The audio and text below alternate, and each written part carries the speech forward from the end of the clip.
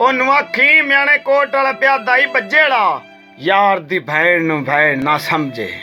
जेड़ा यार दी भैन नू भैन ना समझे ओ हर इहो जाए यार उत्ते लानत। ते जेड़ा रैयत दी इज्जत लुटण दी सोचे इहो जाए सिरदार उत्ते लानत। जेड़ा यार शराबी जानी होवे, जेड़ा यार शराबी जानी होवे ओदे किरदार उत्ते लानत। ते जेड़ा तारक जिस्मा ताई होवे चौं डंगा दे प्यार उत्ते लानत।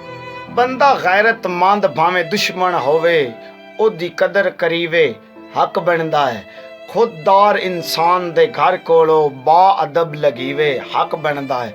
ते बंदा इहो जिहा कासम धरती ते वदा राट सदीवे हक बनदा है।